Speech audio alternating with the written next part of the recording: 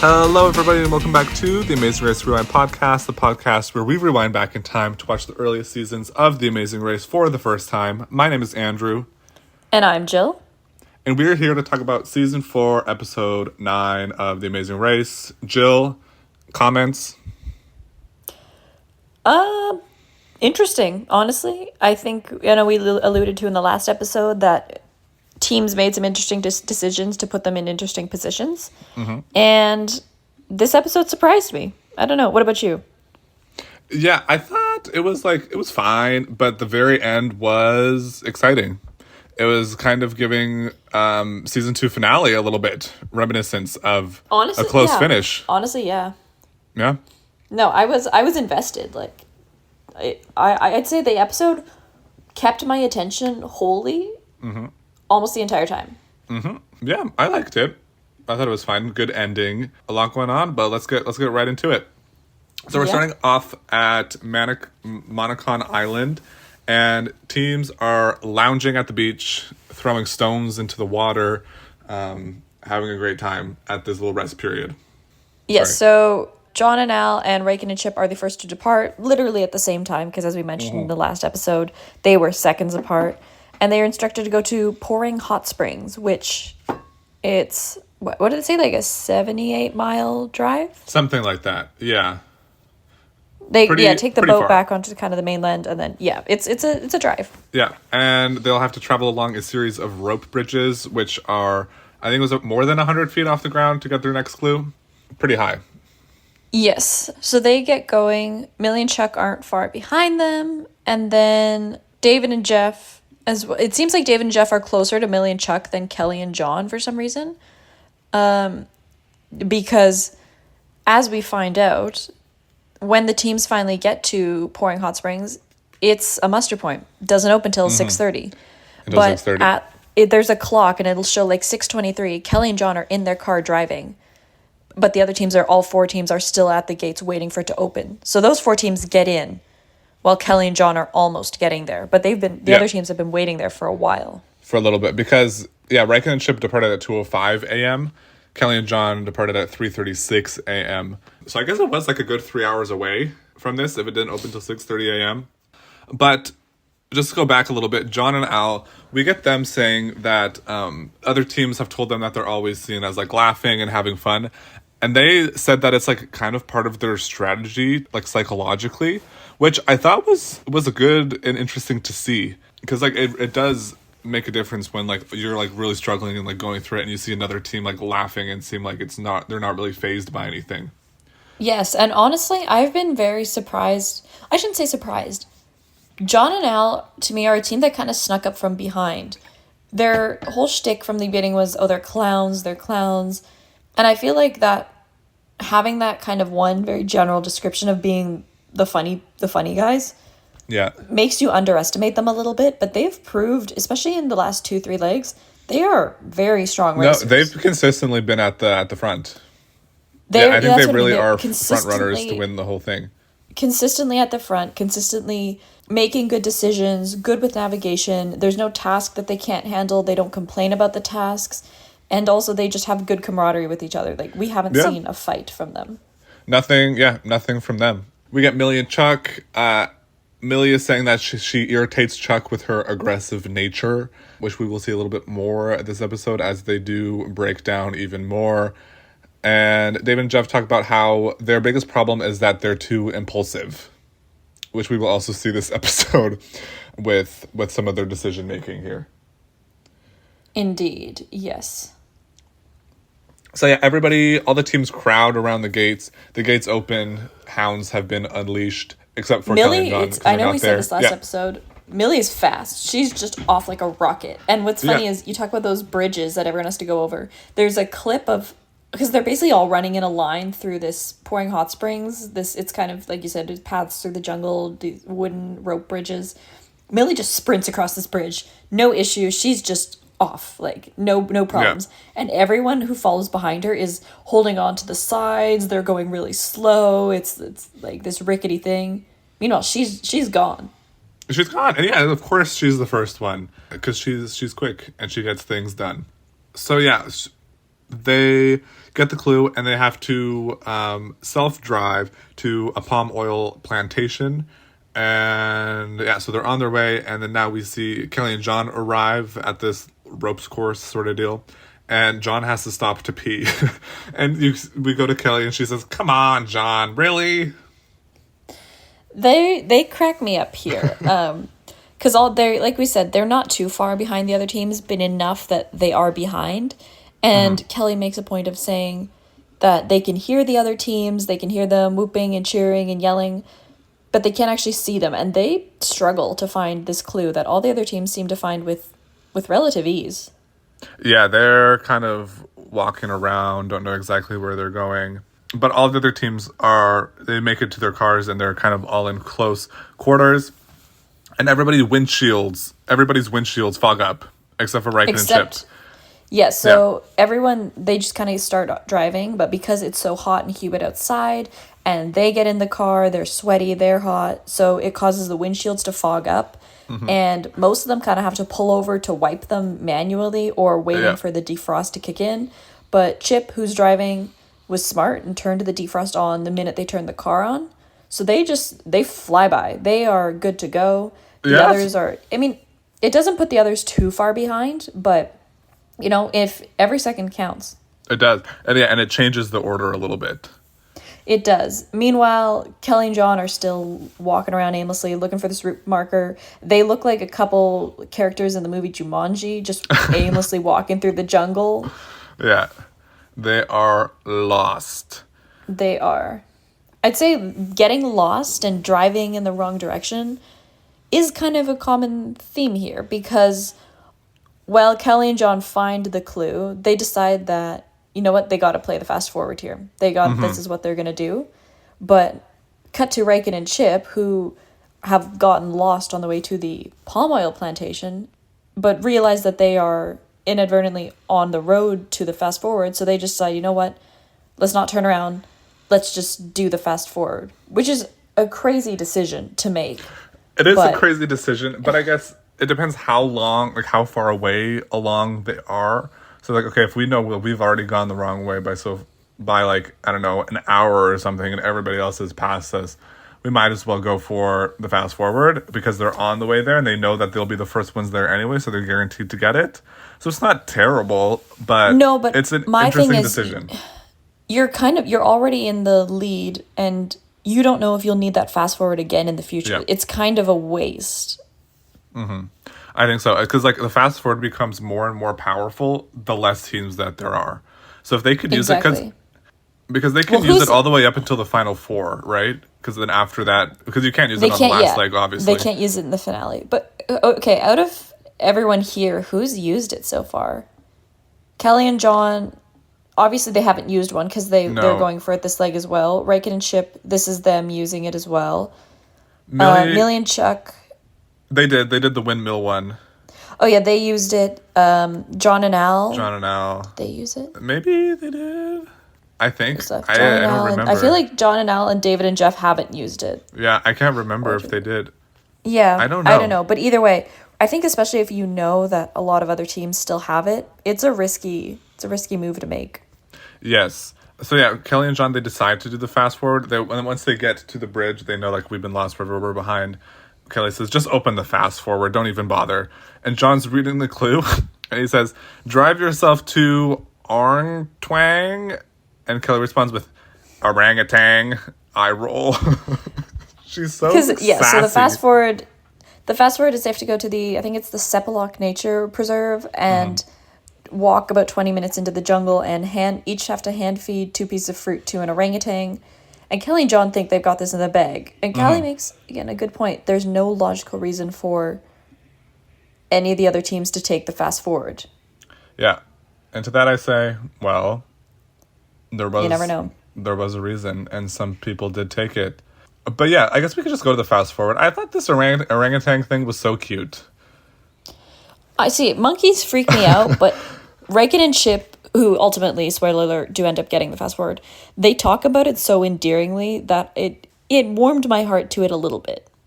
Yeah, I agree. I agree that monkeys are kind of scary. I mean, I've never had an interaction with a monkey, but I can imagine they're quite terrifying. Because I think they're quite pesky creatures. They're just so humanoid. They're so human-like, but like not quite human. And I don't think they can be trusted.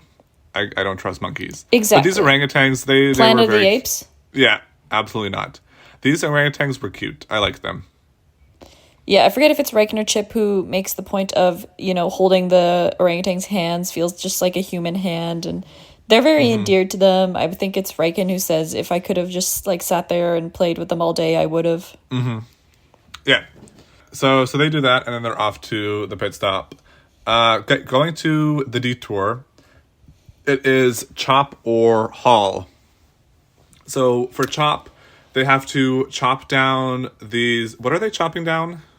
They're like giant bushels of... it's so hard to describe. Like nuts or something? The palm nuts. Yeah, but they're basically in these... I don't even know what you would call them. It's this huge kind of bundle. That's what they're called, a bundle. But it's very prickly, apparently. Like, so they're... Either you have to chop down these bundles from a tree, and a clue is attached to each of them. There's a clue on every one, but not every clue has the information in it, so you don't know how many you have to chop down. And then haul is you have to load 25 of these into a wheelbarrow and throw them up onto the truck. But again, they're big, so you can't fit 25 in one wheelbarrow load, and they're prickly and they hurt. So throwing them up into the truck hurts your hands. Yeah, and also the truck is already full. So it's hard to throw them on there because most of the time they just like come toppling back down. So you have to like throw it precisely to get it to land so it'll stay there. And then for some reason, when they complete it, the truck will drive away, which will reveal their clue, which is underneath. Yeah, the clue is stuck under one of the wheels of the truck. Yeah, and I was surprised by how many people did the haul instead of chop. Chop seems easier. It does, because it seems like you just kind of whack it, get it down. Okay, is this no? Next, try it again, another, and then it's over. Whereas the wheelbarrow seems to be a lot more physically demanding and a lot more challenging overall to me. Yeah, I don't know. Yeah, I don't know what people were thinking with this. But the first to arrive are the clowns, John and Al. Millie and Chuck, they are struggling here navigationally. They stop a couple times to ask for directions, so they're kind of lost, trying to find their way. And David and Jeff arrive to the detour, and they like drive past the clue several times, and they're asking the clowns for help about where it is. And the clowns have a laugh about that. Yeah, but the clowns tell them, they're like, yeah, it's over there. And then they drive past it again, and then there's like the doi like sound effect. It's like you know what I mean? Just like the classic, no. Like as they drive by like several times, and then they just say that we just like go too much. We don't think. We just like do things. Which, again, is their statement at the start of this episode is proven here. Everyone's statements are very true. I'd also like to add, again, I know we mentioned this last week with Millie and Chuck making the decision to not really sleep and to instead get on another flight. And to me, this is where you see the sleep deprivation kicking in, because Millie is falling asleep in the back of this car. She can't keep her eyes open. They are both exhausted. Mm-hmm. And I think this is where, kind of as you mentioned, a lot of the navigational errors come into play. Yeah, because at the end of this episode, you really see Millie be drained and like not be able to contribute anything. Function, because she's just so exhausted because they hadn't slept. Because like the last episode was like a huge travel leg where they were just like in airports traveling for like 2 days straight with no regular sleep. And it really took the toll on her here. Yeah. Okay, so Kelly and John arrive at the fast forward. And it has been taken already. They're over. They're in disbelief. Mm-hmm. Well... And doesn't one of them say, like, I'd bet you anything that it was those clowns that took it? Which is, in fact, totally wrong. Yeah, John was, like, mocking Millie. And then this is where they're really getting into a little bit of a fight. And Kelly's like, oh, yeah, you're right, John. I'm wrong. And then John's like, to go F yourself. And then Kelly's all, you're walking a thin line. You will not talk to me like that.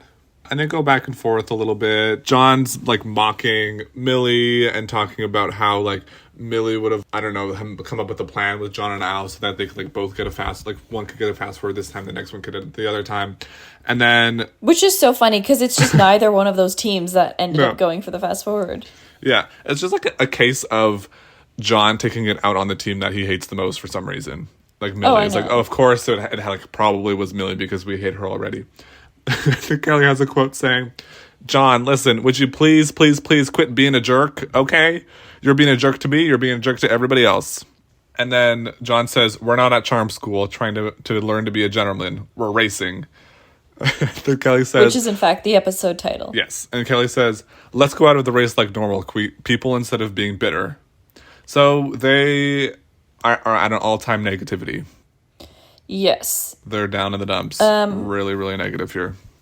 So then they start their long drive back to the detour where John and Al have gotten the clue just as David and Jeff are kind of starting the task. And John and Al are instructed to go to the Gomantong caves for the roadblock. Yeah. So John and Al, they arrive to the caves, and the clue is it's time for the latter part of the race, which I thought was a pretty good prompt. Ladder as in Ladder, as in the thing you climb. And what the task is you have to climb a traditional rattan ladder. It's kind of like an upside down L. So you go up and then you like are parallel to the ground, and then you have to like climb across it. On your stomach, yeah. On your stomach to get their clue. And locals do this to collect birds' nests to make bird soup. Bird's nest soup. Bird's nest soup, yeah. Which, what is that? Like eggs, you think? I actually didn't look it up. It seems like quite the task to collect some bird's nests from these caves on this giant ladder. Bird's nest soup is a dish made from the nests of swiftlet birds, particularly those found in Southeast Asia. Yep. These nests are made of solidified saliva and are considered a delicacy in Chinese cuisine, often regarded as the caviar of the East. The soup is known for its delicate flavor and gelatinous texture. Okay, so they make it out of the nest itself. Yeah, the nest is like a saliva, I guess. The photos are certainly interesting. It definitely it looks like gelatin, basically. Oh, really? Oh, yeah. So they're just like eating bird saliva? It's very gelatinous. That's interesting. Interesting. So John decides to do this because he's the one who balances ladders in the circus. So this is right up his alley. Yeah, keep in mind too, the ladder is 50 feet in the air. So you climb up 50 feet, crawl across a couple feet on your stomach, and then the clue is hanging in a basket. So you kind of pull the basket up towards you, and the clue is there. Yeah, and they're describing this, and it's birds have seemingly like defecated all over these ladders, so it's just covered in like bird poop. All these ladders, like every time you grab a rung, it's just bird poop. Yeah. Which is like, wow, there must be a lot of birds in there. Or I guess those ladders have just been there forever. Well, it's in a cave, so I can see why there'd be, yeah. But either way, the task isn't particularly difficult, especially if you don't have a problem with heights. Mm-hmm. Which nobody really seems to have. No, everyone seems, pardon me, to be able to do it fine. John and Al get it with ease, and they kind of make a joke about how every time they leave a task, David and Jeff are just arriving, because that is exactly what happens here. Yeah, so John and Al are on their way to the pit stop. Speaking of, Riken and Chip have checked in, and they have arrived in first, winning a trip to festive Latin America, courtesy of the American Airlines website. Also, what does festive Latin America mean? That is an adjective and a continent. Yeah, or I don't know. Region. I don't know what's so festive about it. I Googled festive Latin America, and it's coming up with a list of Latin American holidays.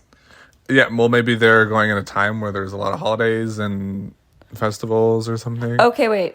This is according to the Google Gemini. A festive Latin American trip during Christmas New Year season can be a vibrant and memorable experience. Consider destinations like Rio de Janeiro, Buenos Aires, or Mexico City. That is from, what's our source on this? Tour Radar. Okay. Or maybe festive Latin America is like a travel package that they have on American Airlines or something. That's my guess, and I'm guessing it would be some of these cities. Yeah. Presumably, yeah. Okay. Back at the road, or back at the detour, sorry, Millie and Chuck, there's just desperation in them doing this Pure this desperation. detour. Yeah. They're just purely running off of desperation, adrenaline, and anxiety. Nothing methodical about what they're doing. They're just flailing their way through this.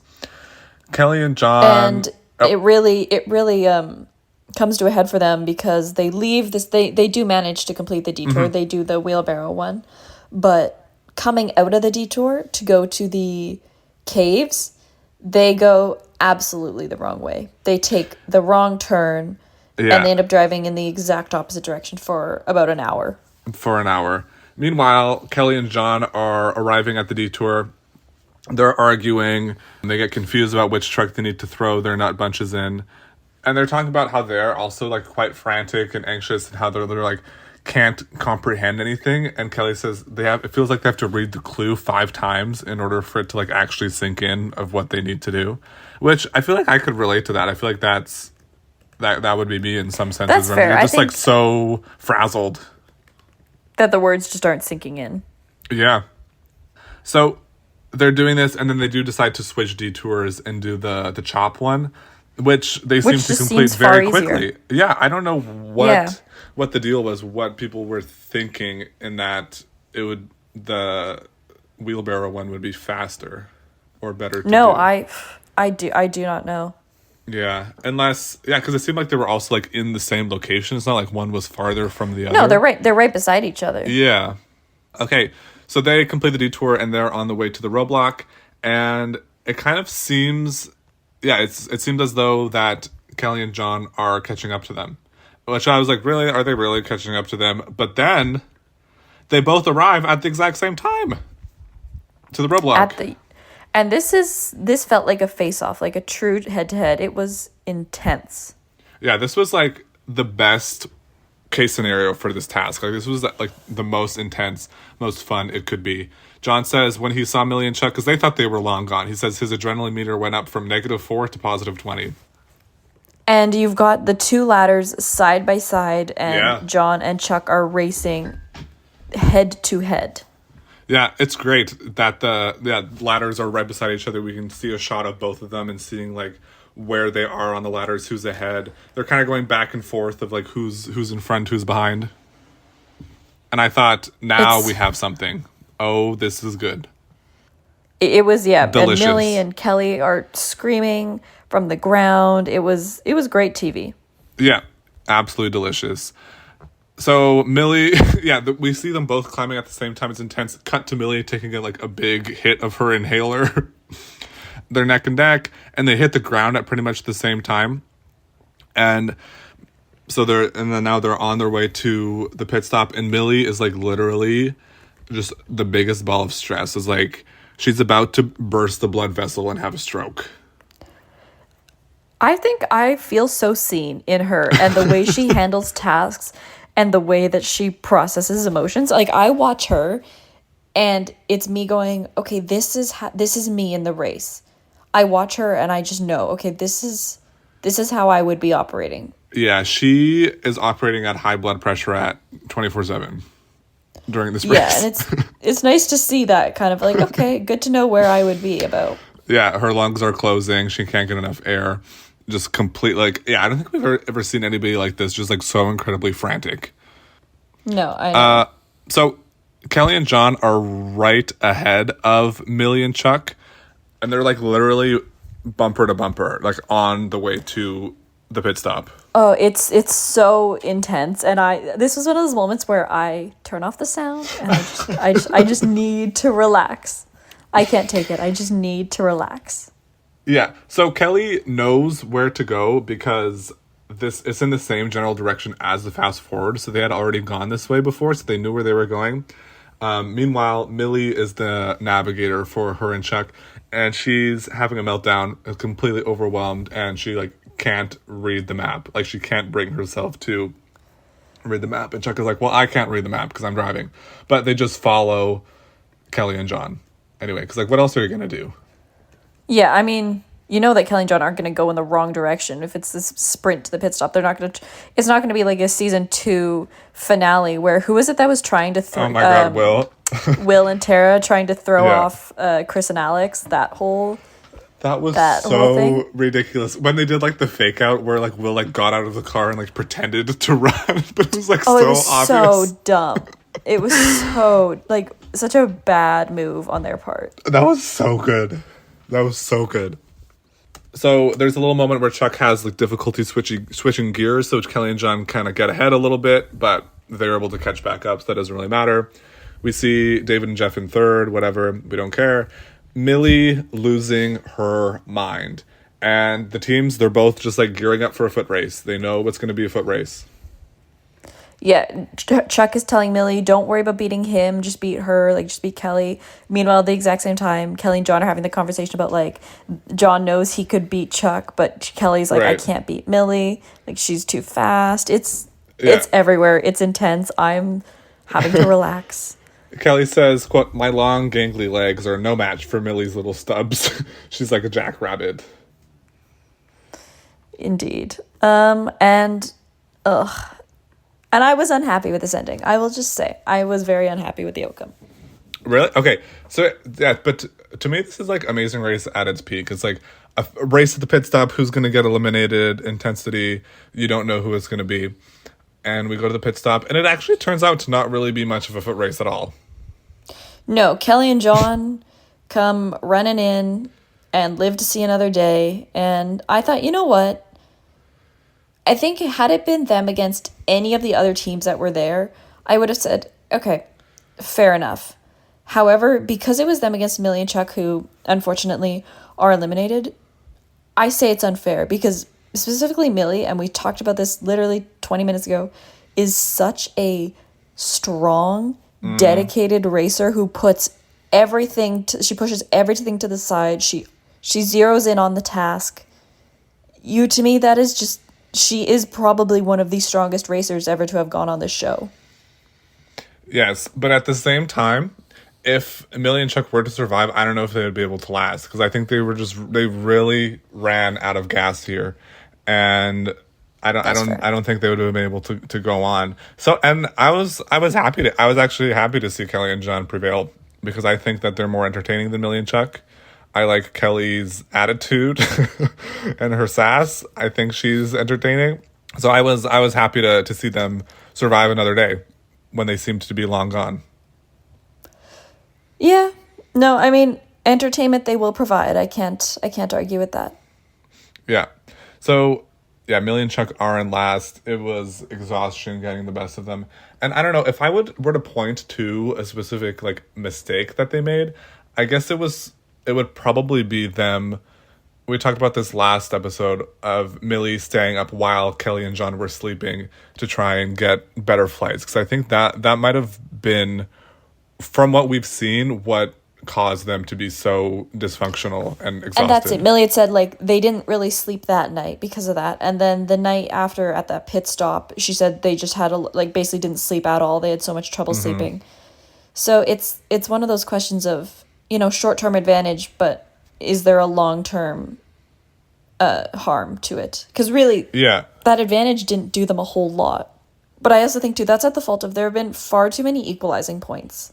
Yeah. In this season in particular. If they had pulled something like that in season 1, there's a good chance they would have stayed ahead, an hour, 2 or 3 ahead of Kelly and John in the next 2-3 episodes. Just how season 1 was designed with the tasks. Yeah, and I feel like season 1, people weren't pulling that kind of stuff as much, where they were trying to get on earlier flights or trying to do whatever they can to get ahead. It seemed a lot more, not relaxed, but just different in the way that people were approaching booking flights and stuff like that. Yeah. So yeah, Millie and Chuck, really the story of exhaustion, they're over. And Phil asks them about their relationship. But it's kind of become not a running theme, but there's been a lot of allusions to the fact that maybe, marriage is not the best scenario for them. Yeah, they said that Millie says they're doubting that they're the ones who can make each other happy, uncertain about their future. It's just overall a very depressing elimination. Like these are just two people who are so drained and have nothing left in them.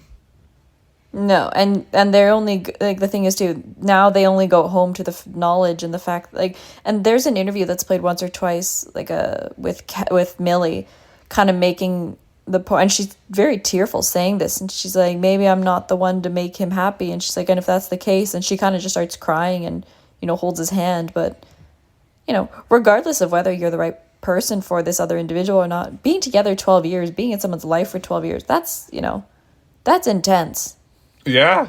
No, it is crazy that they're together for 12 years and then they're questioning it. They don't know. So we'll have to wait for the deep dive to see whatever happened to them. Yes. Maybe. I'm going to say this now. I would have. What's your guess? I hope and I would love for Millie to come back on All Stars. I think she would be good. I don't think she's enough of a personality to come back, but as a racer. Yeah. Yeah, I think she is an all-star racer. Personality-wise, I don't think she's an all-star personality. No, but we will see, I guess. We will see. And we'll see if they're still together. I don't know. I feel like maybe I think they do. I feel like they will come back together. I don't know. We'll see. Okay. And well, that's it for episode 9. So we That's still have it. episode 10, drill. 11, 12, and 13. 4 more episodes, and we have 4 teams left. So next episode, non-elimination, and then elimination, and then 2-part finale, I guess. I would assume so. Yeah. Okay. But yeah, that's it. You know the drill. Email us, amazingracerewind@gmail.com, Instagram, Amazing Race Rewind, and our Buys a Coffee, AR Rewind. Yep. Yeah. That's it for us. Please give us a rating, Spotify, Apple Podcasts, 5 stars, share it with a friend, etc., etc. And we'll see you next time for episode 10. Bye. Bye.